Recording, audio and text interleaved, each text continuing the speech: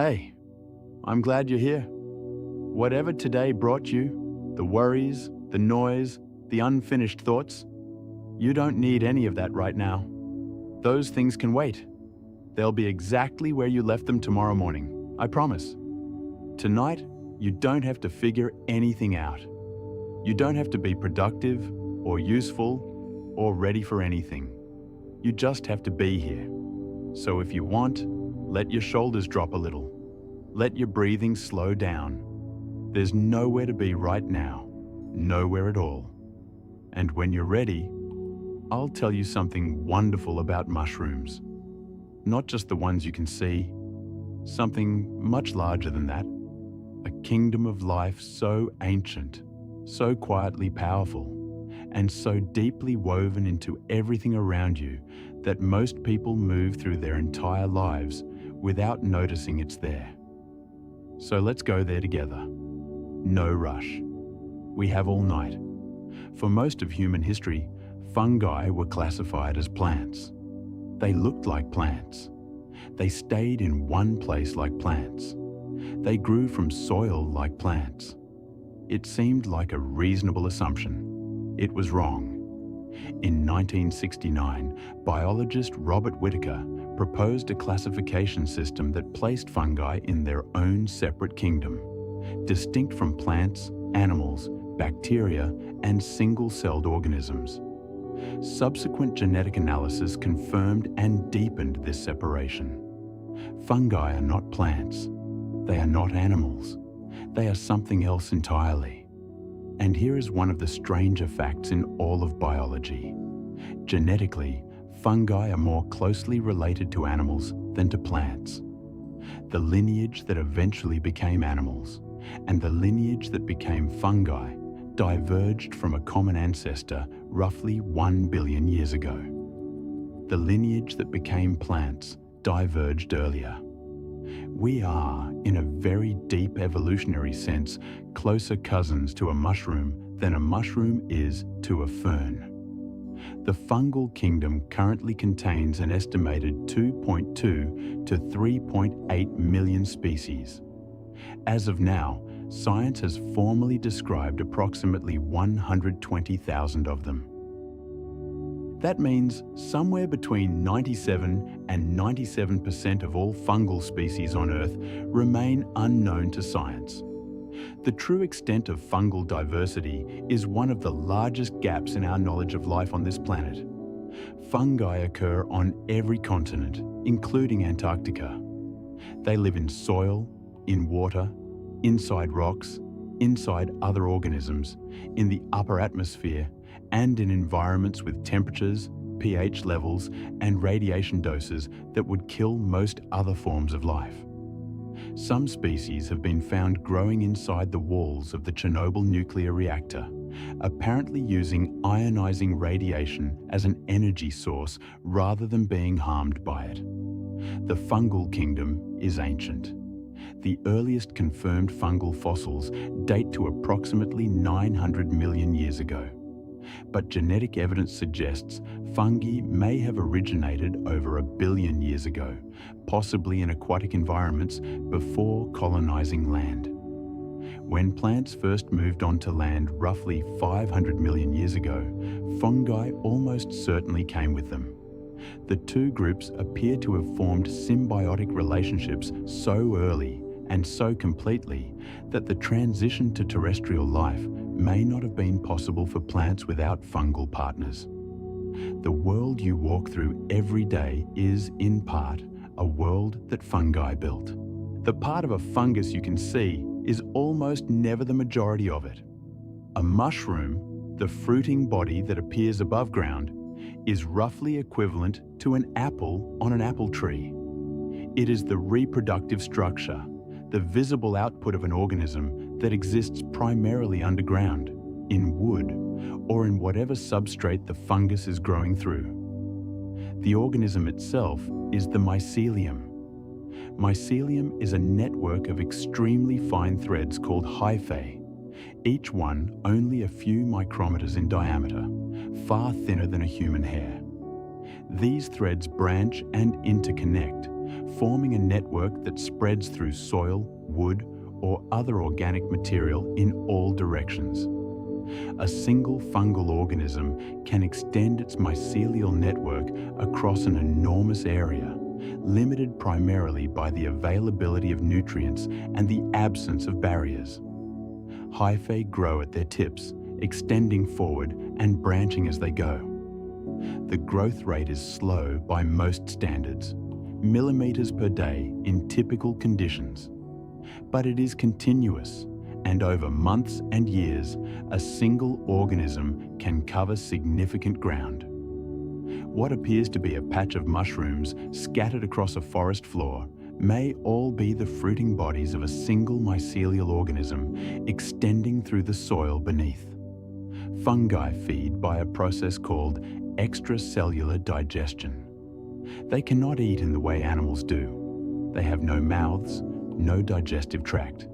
Instead, they secrete enzymes directly into their surrounding environment, breaking down organic material externally and then absorbing the resulting molecules through their hyphal walls. A fungus doesn't go to its food. It grows into its food, dissolves it from the outside, and absorbs what it needs. This process makes fungi the primary decomposers in most terrestrial ecosystems. When a tree falls in a forest, fungi are the organisms most responsible for breaking it down. The carbon, nitrogen, and other elements locked in the wood are released back into the soil through fungal enzymatic activity, becoming available for other organisms. Without fungi, organic material would accumulate indefinitely. The cycling of nutrients that makes life possible on land depends, to an extraordinary degree, on fungal decomposition. Some fungi produce enzymes capable of breaking down lignin, the tough structural polymer that gives wood its rigidity and makes it extremely resistant to decomposition. Very few organisms can do this. White rot fungi, which include many species familiar from forest floors, are among the most effective lignin degraders known. They are responsible for the decay of the majority of woody material on Earth. When coal was being formed, roughly 300 to 360 million years ago during the Carboniferous period, lignin-degrading fungi may not yet have evolved their current capabilities. This has been proposed as one reason why such enormous quantities of plant material accumulated without decomposing, piling up in vast swamps, gradually compressed into the coal deposits we use today. The energy in coal may, in part, reflect a temporary gap in fungal enzymatic ability that has long since been filled. The fungal network beneath your feet right now is quietly doing this work, breaking things down, returning them to what they were before. Patient, chemical, constant. Let your body feel the weight of the surface beneath you. That same patient process is happening just below, slowly, without hurry, without noise. Copy beneath a forest floor, something is happening that took science a very long time to recognize. The roots of trees and the mycelium of fungi are connected, not incidentally, not occasionally, structurally, chemically, and almost universally. The relationship is called mycorrhiza, from the Greek words for fungus and root, and it is one of the most widespread symbioses on Earth. Approximately 90% of all plant species form mycorrhizal associations with fungi. The mechanics of the relationship are precise. Fungal hyphae either wrap around plant root cells or penetrate into them, depending on the type of mycorrhiza, and form intimate physical contact. Through this contact, the fungus transfers mineral nutrients to the plant, phosphorus and nitrogen in particular, which the fungus can access in the soil at scales and concentrations that plant roots alone cannot reach. The plant, in turn, transfers carbon to the fungus in the form of sugars.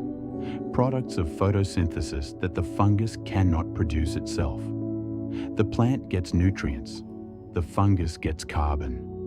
Both do better with the partnership than without it. But the network extends further than individual pairings. The mycelium of a single fungal species can connect with the roots of multiple trees simultaneously. Different fungal species can connect to the same tree. The result, in a mature forest, is a vast underground network linking trees to each other through shared fungal connections, a structure that some researchers have called the Wood Wide Web. Through this network, carbon, nitrogen, water, and chemical signals can move between trees. Studies have documented the transfer of carbon-labeled compounds from one tree to another via mycorrhizal networks under experimental conditions. The quantities transferred are sometimes substantial.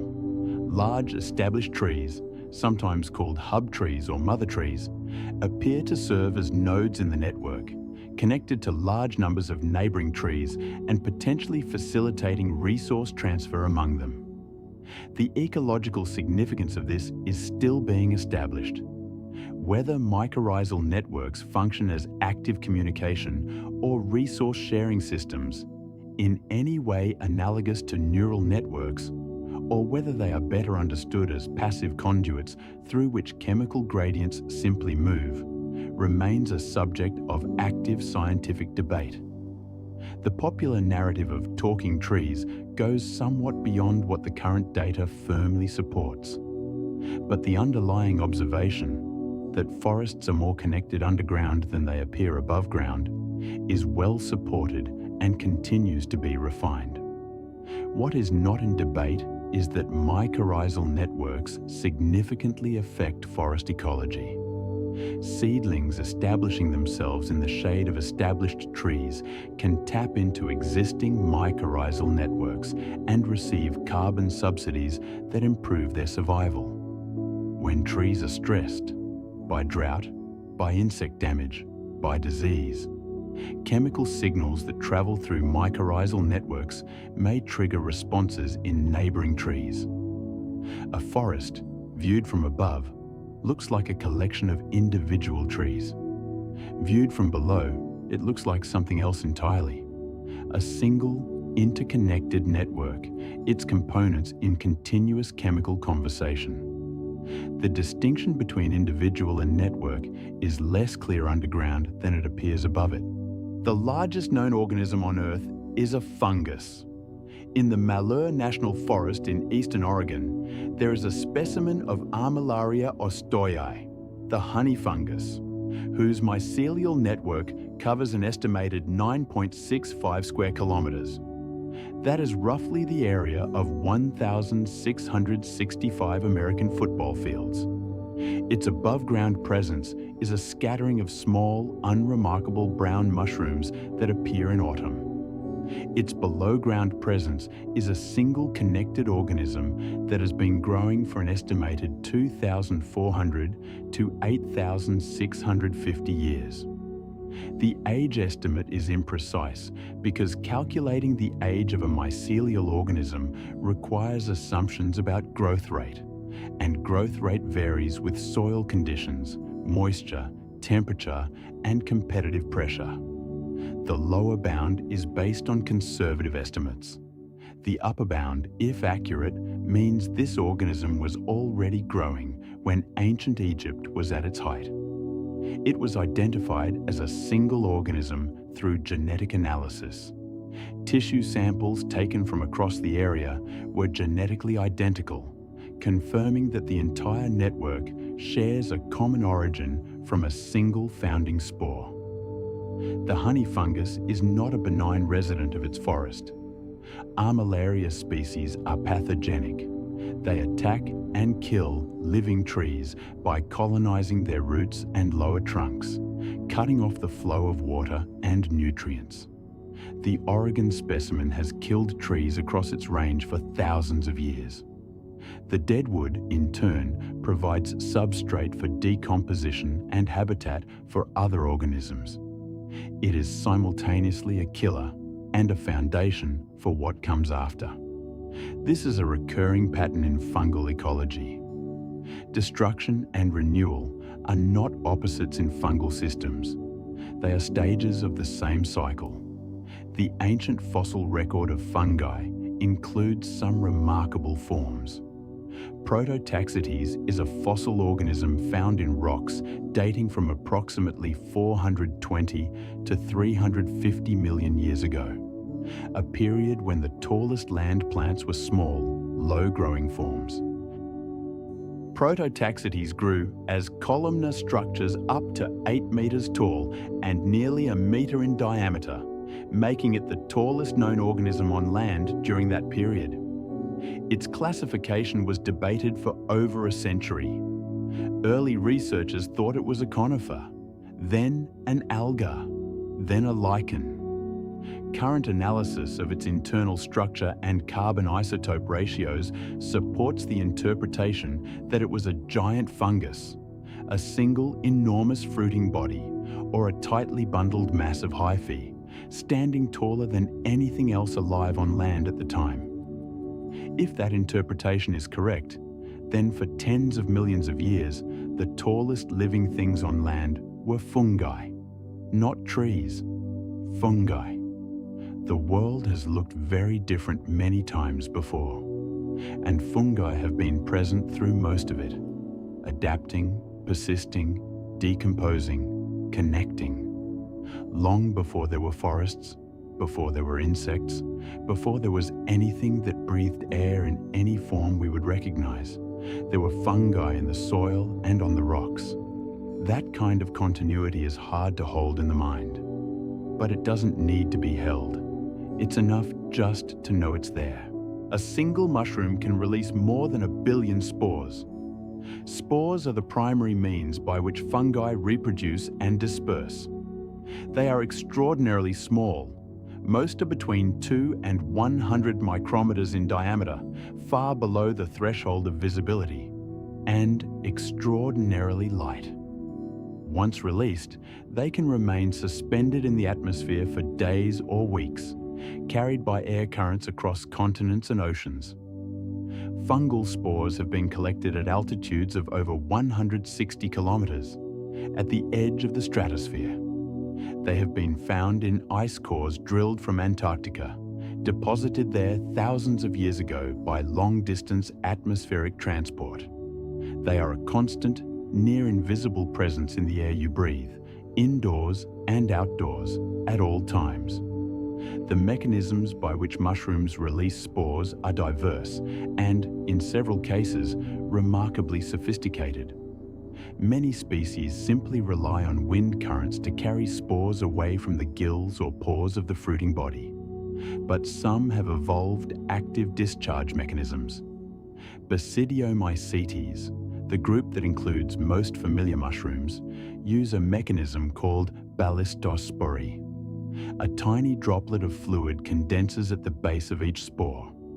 When the droplet merges with another droplet on the spore surface, the sudden change in surface tension generates a microscopic catapult effect, launching the spore outward at accelerations of around 10,000 g, one of the fastest accelerations measured in any biological system. The spore travels only a millimeter or two, just far enough to clear the gill surface and enter the airspace inside the mushroom cap, where it can then fall and be carried away by air currents.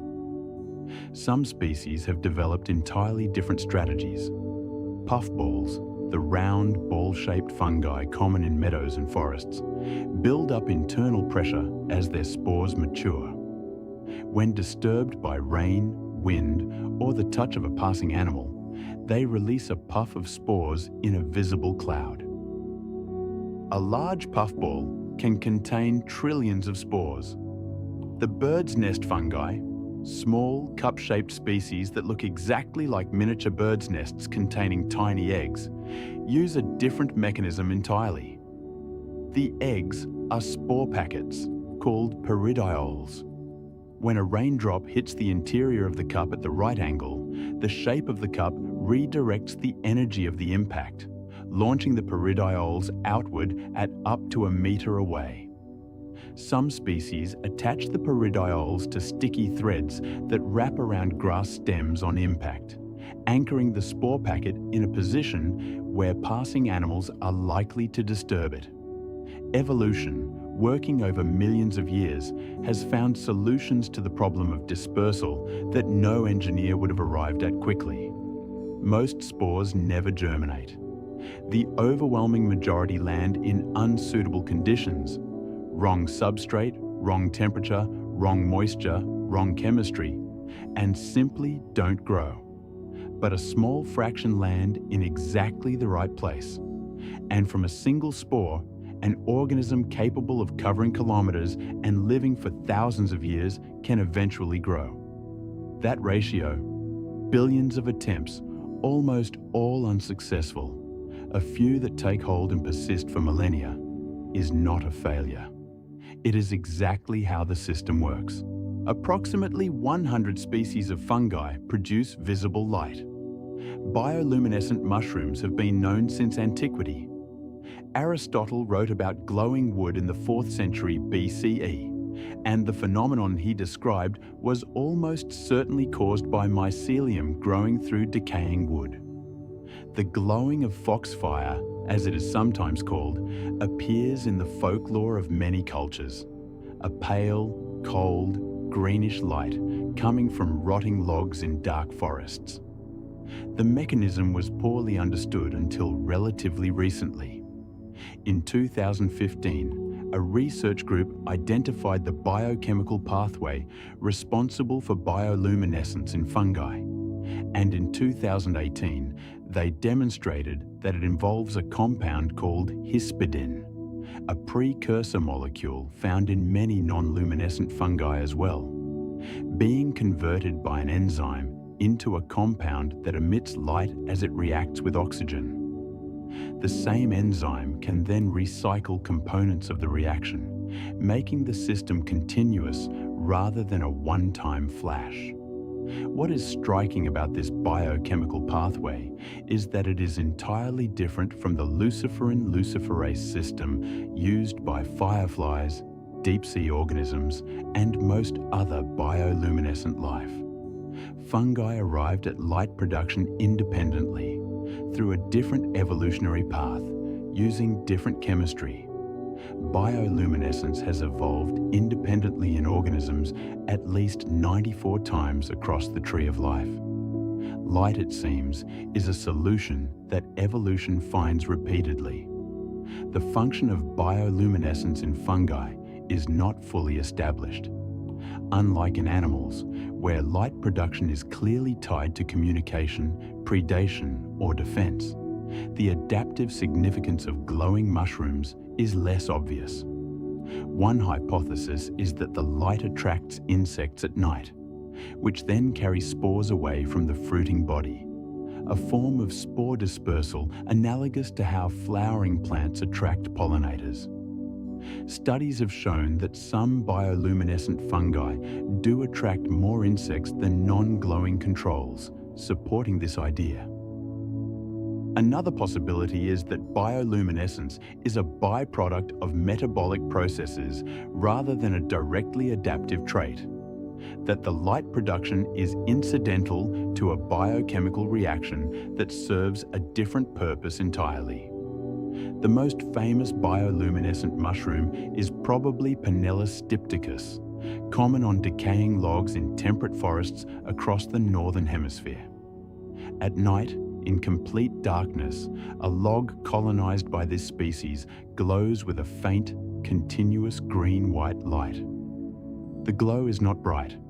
It would not illuminate a room. But it is real, and it is continuous, and it has been going on in forests long before there were humans to notice it.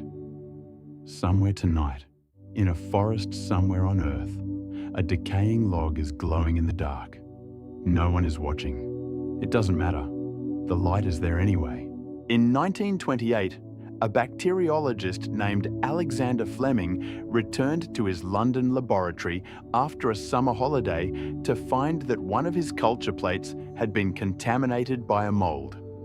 The mold was Penicillium notatum, and around its colony, the bacteria Fleming had been culturing, Staphylococcus aureus, were dead. The mold was producing something that killed them. Fleming noted the observation. He investigated briefly, concluded the mold produced a substance with antibacterial properties, published a paper, and then largely moved on. The substance, which he called penicillin, sat largely unused for over a decade until Howard Florey and Ernst Boris Chain at Oxford developed methods to purify and produce it in meaningful quantities in the early 1940s. Mass production followed, and penicillin became the first antibiotic used clinically at scale. The impact is difficult to overstate. Before antibiotics, bacterial infections that are today minor inconveniences, infected cuts, ear infections, pneumonia, were frequently fatal. Surgical procedures carried enormous infection risk. Childbirth killed substantial numbers of women from postpartum infections. Streptococcal infections caused rheumatic fever and heart damage on a large scale. Penicillin and the antibiotics that followed changed the mortality profile of human civilization. That change traces back to a contaminated petri dish and a mold that was simply doing what fungi do, producing chemical compounds that kill competing organisms. Fungi produce antibiotics not as a service to medicine, but as competitive weapons. In the soil, fungi compete with bacteria for resources. Producing compounds toxic to bacteria provides a competitive advantage. Penicillin is, from the fungus's perspective, a tool for clearing space and reducing competition. Fleming's discovery was, in essence, observing a fungal strategy for survival and redirecting it toward human ends. Many other fungal compounds have found medical applications. Cyclosporin, derived from the soil fungus Tulipocladium inflatum, is an immunosuppressant that made organ transplantation practically viable. Without it, the body would reject transplanted organs. Lovastatin, the first commercially available statin drug for reducing cholesterol, was derived from Aspergillus terraeus. Ergotamine, derived from the ergot fungus Claviceps purpurea, is used in migraine treatment. The ergot fungus itself has a long and complicated history. It infects cereal crops, particularly rye, and produces alkaloids that cause severe toxic reactions in humans and animals that consume contaminated grain. Ergotism, called St. Anthony's fire in medieval Europe, caused convulsions, hallucinations, and gangrene in epidemics that swept through grain-dependent populations for centuries. Some historians have proposed that ergotism may have contributed to episodes of mass hysteria, including the Salem witch trials, though this remains speculative. The same chemical compounds that caused those effects, in controlled and purified form, eventually led to the development of ergotamine for migraines and contributed to the synthesis of LSD. The chemistry of fungi runs from medicine to madness and back, depending entirely on dose, preparation, and intent. The soil is a pharmacy. Most of it remains unopened. Not all fungi are decomposers or partners. Some are parasites. Cordyceps is a genus of fungi, now reclassified and split into several genera, but still commonly referred to by the original name, that parasitizes insects and other arthropods. The relationship is precise, species-specific, and one of the more unsettling things in biology. Ophiocordyceps unilateralis infects carpenter ants of the genus Camponotus in tropical forests. The spores of the fungus land on an ant and penetrate its exoskeleton. The fungus then grows through the ant's body, and at some point, the exact mechanism is still being investigated, the ant's behavior changes. The ant leaves its nest, descends to the forest understory, finds a plant stem or leaf vein at a specific height above the forest floor, clamps onto it with its mandibles with extraordinary force and dies. From the dead ant's head, a fungal fruiting body grows. It releases spores that fall to the forest floor below, where other ants of the same species walk. The height at which the infected ant dies is not random. It corresponds to conditions, temperature, humidity, light, that are optimal for fungal sporulation. The fungus is, in some sense, directing the ant's final actions to maximize its own reproductive success. The mechanism by which the fungus alters ant behavior is incompletely understood. For a long time, it was assumed that the fungus invaded the ant's brain.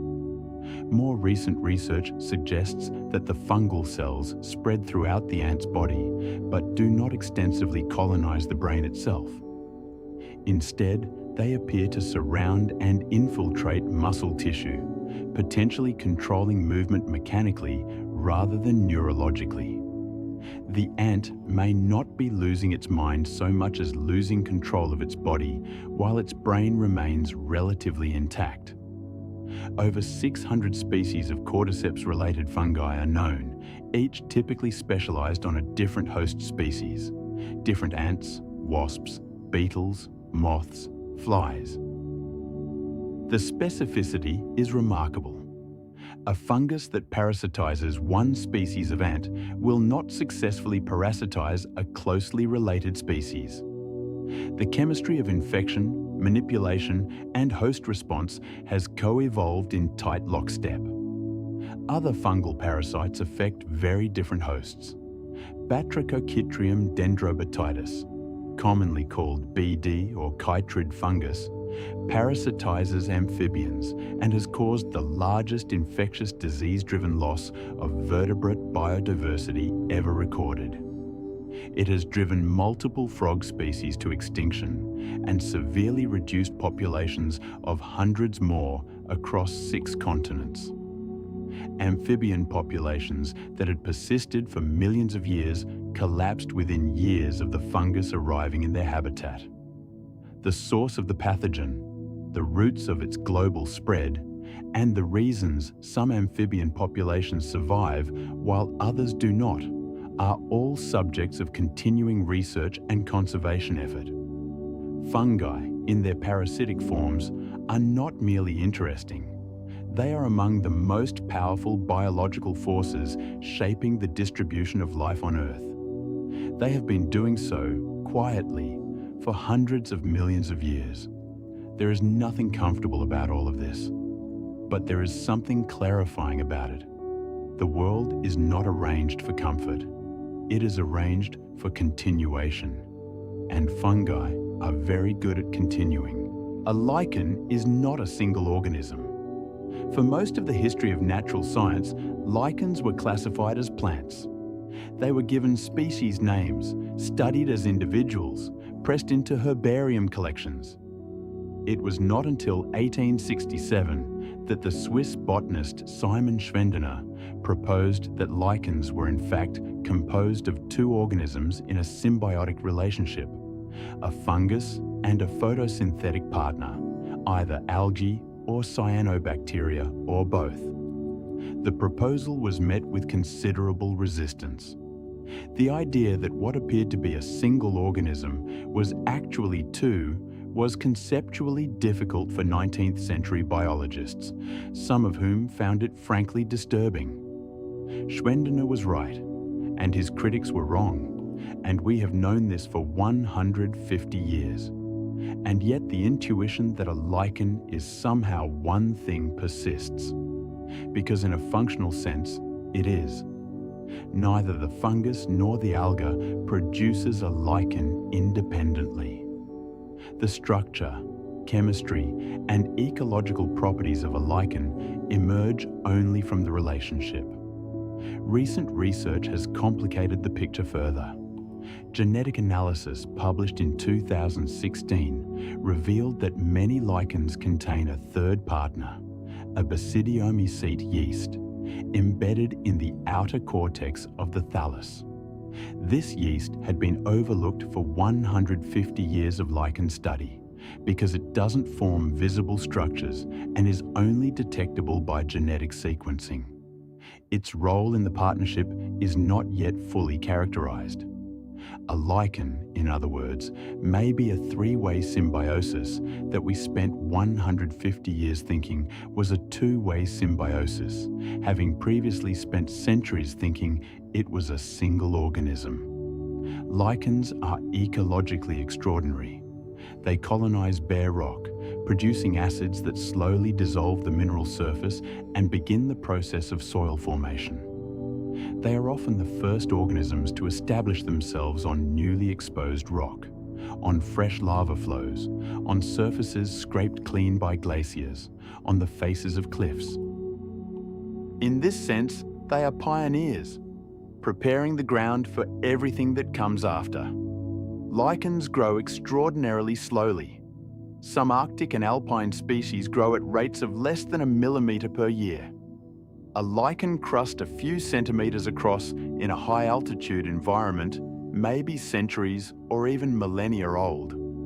Some lichen specimens in polar regions have been estimated at over 9,000 years old, among the oldest living organisms on Earth.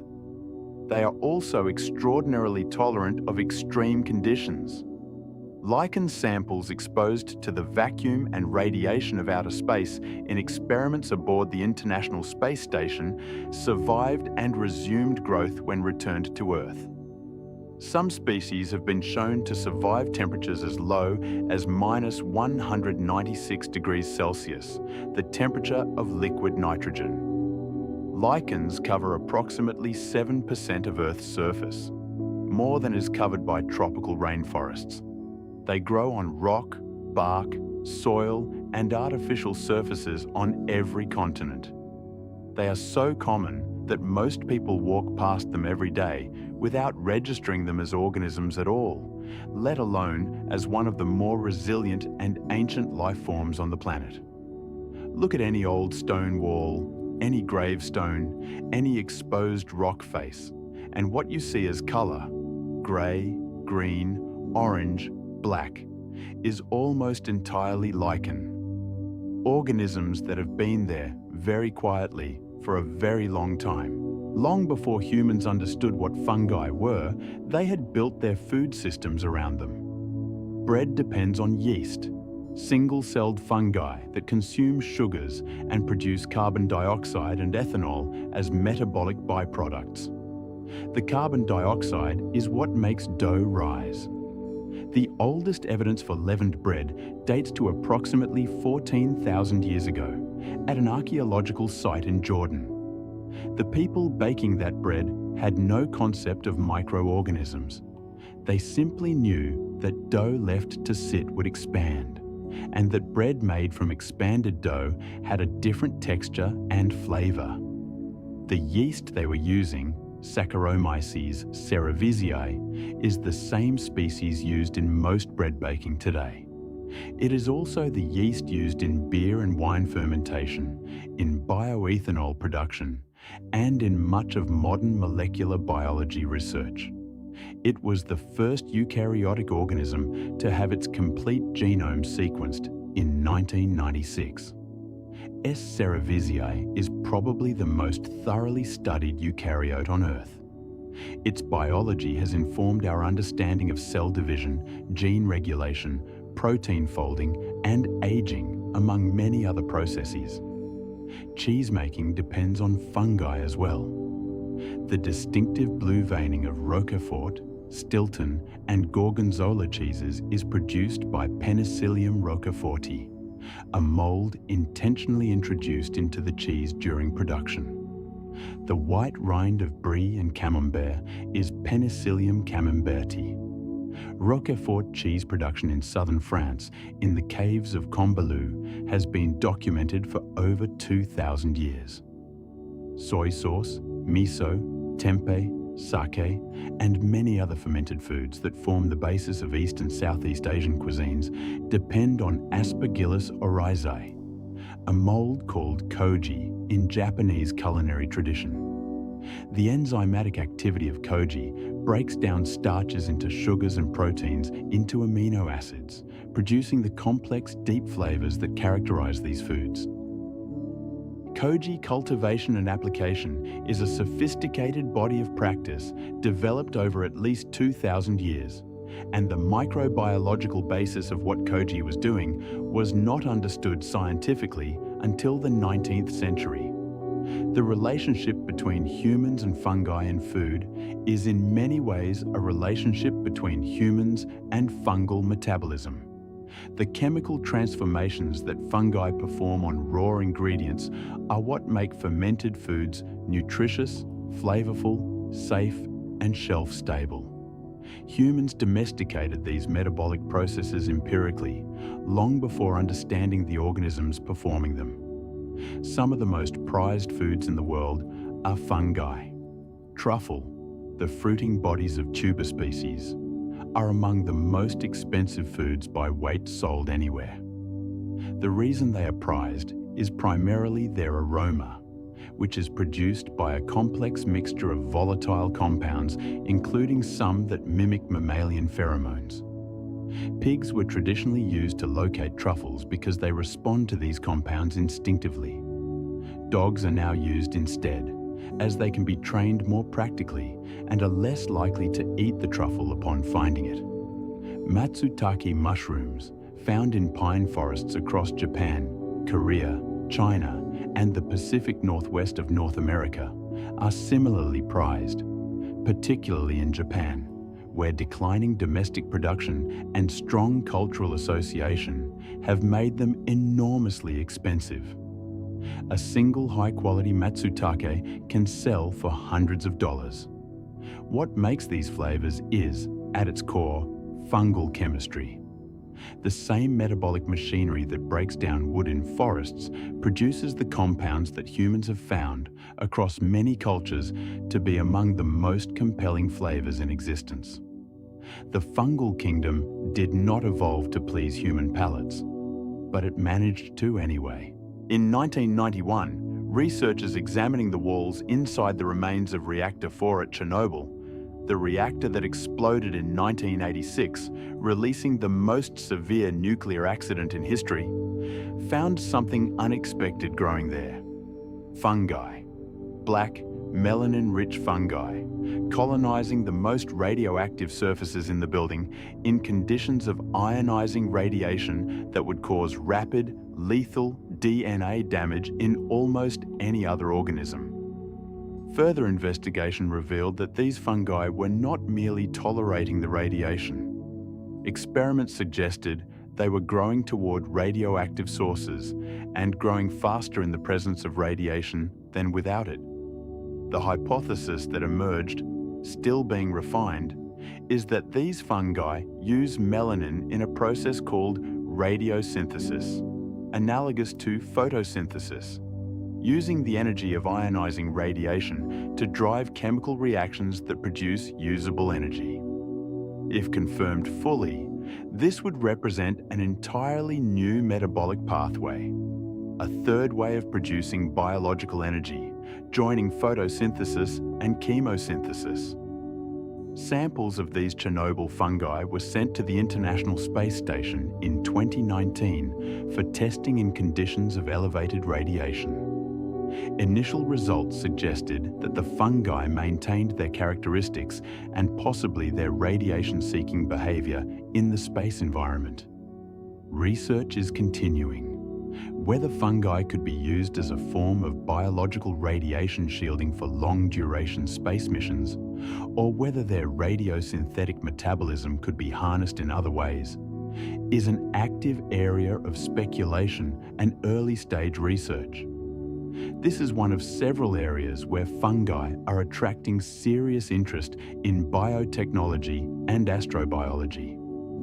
Mycelium-based materials, composites of agricultural waste bound together by fungal mycelium, are being developed as sustainable alternatives to plastic foam packaging, construction insulation, and leather. The mycelium is grown in molds, digests the waste material, and binds it into a rigid, lightweight, biodegradable structure. Several companies are producing these materials commercially. Mycelium has also been proposed as a building material for structures on the Moon or Mars. In the absence of easily available conventional building materials, organisms that can grow in place using local organic waste, potentially including human waste from space missions, and produce structural material could significantly reduce the logistical burden of long-duration space habitation. NASA has funded research programs investigating this concept. Fungi have been found in soils in Antarctica with pH levels close to zero, among the most acidic naturally occurring environments on Earth. They have been found in hypersaline environments, in deep mines, in the upper atmosphere, and in deep ocean sediments. The range of conditions in which fungi can persist, and in some cases apparently thrive, is wider than for almost any other complex organism. The outer edges of what life can do, it turns out, are often traced by fungi. Your body is home to fungi. The human microbiome, the community of microorganisms that live in and on the human body, has been intensively studied over the past 2 decades, primarily with respect to bacteria. The gut alone contains an estimated 38 trillion bacterial cells, roughly equal to the number of human cells in the body. But bacteria are not the only residents. Fungi are a normal component of the human microbiome, present in the gut, on the skin, in the lungs, and in the oral cavity. The fungal component of the microbiome is sometimes called the mycobiome. It is far less well studied than the bacterial microbiome, in part because fungal cells are present in much smaller numbers and are technically more challenging to characterize. Candida species are the most common fungi in the human gut. In healthy individuals, they exist at low levels, held in check by bacterial competition and immune activity. When that balance is disturbed, by antibiotics that kill competing bacteria, by immune suppression, or by other factors, Candida can proliferate, causing infections that range from mild to severe. Candida albicans is the most common cause of fungal infections in immunocompromised patients, including those undergoing chemotherapy or with HIV. Cryptococcus neoformans is another fungal pathogen of medical significance. It is a common environmental fungus found in soil and in the droppings of certain birds, and it is typically harmless in people with intact immune systems. In people with compromised immunity, it can cause cryptococcal meningitis, a serious infection of the brain and spinal cord that is one of the leading causes of AIDS-related mortality globally. The relationship between fungi in the gut and human health is beginning to be explored more systematically. Studies have found correlations between the composition of the gut microbiome and conditions including inflammatory bowel disease, colorectal cancer, and metabolic syndrome. Whether these correlations reflect causal relationships and in which direction causation runs is largely not yet established. What is clear is that fungi are not incidental inhabitants of the human body. They are part of the ecological community of the gut, interacting with bacteria, with the immune system, and with the cells of the intestinal lining through mechanisms that are still being characterized. You are not a single organism. You are an ecosystem, and fungi are part of it.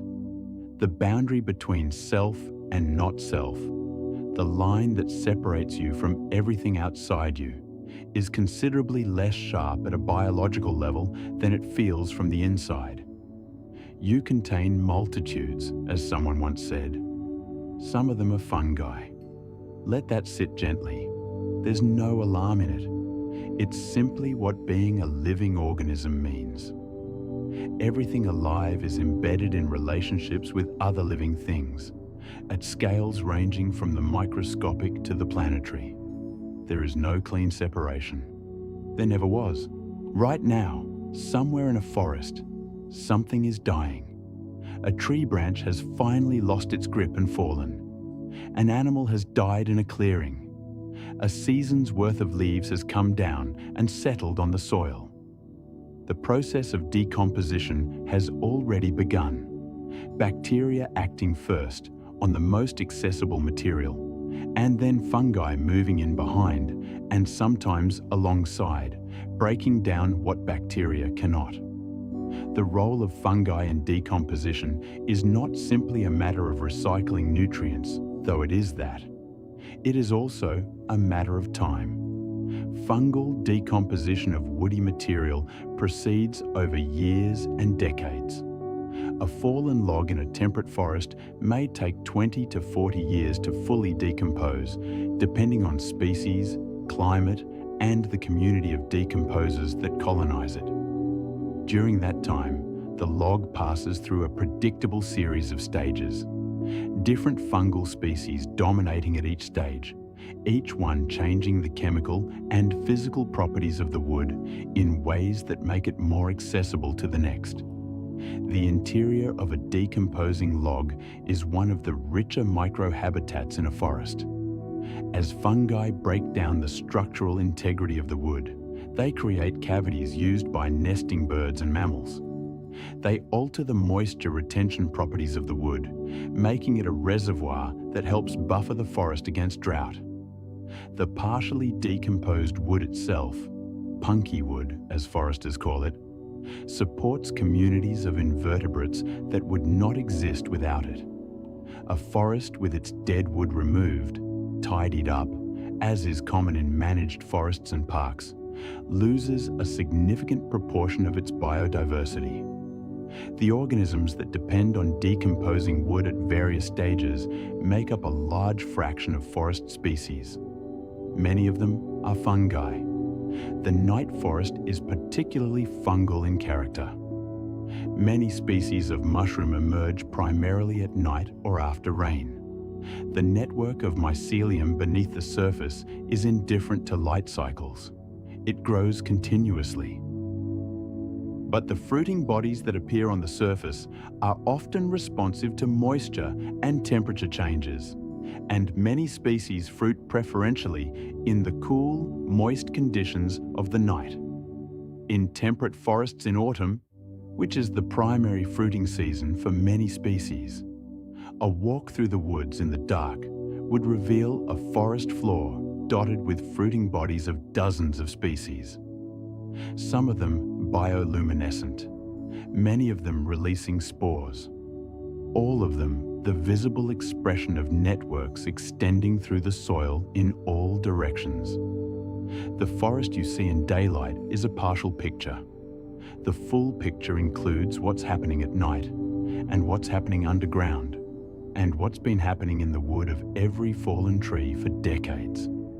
Fungi are present in all of those layers, at all those times, doing work that the visible world above ground depends on absolutely. The surface is what we see. What sustains it is mostly out of sight. If you're still here, that's fine. There's a little more.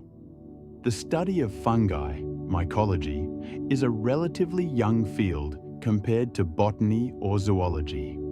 For most of scientific history, fungi received less attention, less funding, and fewer researchers than plants and animals. This is partly because they are harder to see, partly because many of the most important aspects of their biology require molecular tools that only became available in recent decades, and partly because they simply haven't attracted the same cultural attention. That is changing. The last decade has seen significant growth in fungal research, driven in part by advances in environmental DNA sequencing. The ability to identify organisms from genetic material extracted from soil, water, or air without needing to grow or directly observe them. These techniques have revealed a fungal diversity in soil that no previous method had been able to document. A single teaspoon of healthy forest soil can contain hundreds or thousands of fungal species, most of them unnamed. The applications being explored abroad. Fungi are being investigated for bioremediation, using their enzymatic capabilities to break down environmental pollutants, including petroleum hydrocarbons, pesticides, and certain plastics. Mycelium-based materials are being developed as sustainable packaging and construction materials. Fungal enzymes are being investigated as catalysts for industrial processes. Compounds from fungi continue to be discovered with potential pharmaceutical applications. The recent scientific and popular interest in psilocybin, the psychoactive compound produced by over 200 species of fungi, has generated a significant body of clinical research into its potential therapeutic effects on depression, anxiety, addiction, and end-of-life distress. The pharmacology of psilocybin is relatively well understood. Its clinical applications are still being established through ongoing trials, with several showing results that have attracted serious attention from researchers and regulatory bodies. Why some fungi produce psilocybin is not fully resolved. The compound doesn't seem to provide an obvious benefit to the fungus in most circumstances. It doesn't deter predators particularly effectively, and its distribution across the fungal tree of life suggests it has evolved multiple times independently, which is unusual for a costly metabolic product. The evolutionary question of why so many fungi make a compound that profoundly alters the consciousness of mammals remains genuinely open. There are currently estimated to be somewhere between 2 and 10 million fungal species on Earth. The range of that estimate reflects genuine uncertainty. We do not know the answer within a factor of 5. The vast majority have never been described. The vast majority of described species have never been cultured in a laboratory. The vast majority of cultured species have never been chemically characterized. The fungal kingdom is, in a real sense, a largely unexplored frontier of life on this planet. What it contains, what compounds, what relationships, what ecological roles, what capabilities, is mostly still unknown. That is a remarkable statement about a kingdom of life that is everywhere, that is ancient, that underlies the functioning of terrestrial ecosystems, and that has been present and active on this planet for over 1 billion years. It has been here the whole time. We are only beginning to pay attention. So, we've covered a lot of ground tonight. From the mycelium growing slowly through the soil beneath your feet, to the mycorrhizal networks connecting trees across entire forests. From the largest organism on Earth, a honey fungus in Oregon, growing for thousands of years, to the spores drifting in the air right now, invisible and everywhere. From the fungi that gave us penicillin, to the ones that glow alone in dark forests. From the lichens on ancient stones, to the fungi growing in the walls of Chernobyl. From the yeasts that make bread rise, to the ones that live in your gut. The fungal kingdom is ancient, vast, mostly unknown, and present in almost everything that lives. It breaks things down. It builds connections. It persists in conditions that should make life impossible. It has been doing this for over 1 billion years, and it will be doing it long after we are gone. There is something settling about that. A kingdom of life that doesn't need to be noticed to do its work. That operates in the dark, in the soil, in the wood of dead trees, in the walls of abandoned reactors. Patient and chemical and constant. You don't have to do anything tonight. Whatever work needs to be done, it can wait. The networks underground are handling things. The decomposers are decomposing. The cycle is cycling. It has been doing this since long before you arrived, and it will continue long after. Let your thoughts go soft. Let the edges of things blur a little. You're here, and you're safe. And somewhere just below the surface of everything, something ancient and patient is quietly doing its work. Good night. sleep well. And if you're still awake, that's okay too. There's more where this came from. Head over to the channel. The ocean is waiting, and so are the stars, and everything else we haven't explored yet. Something in there will carry you off eventually.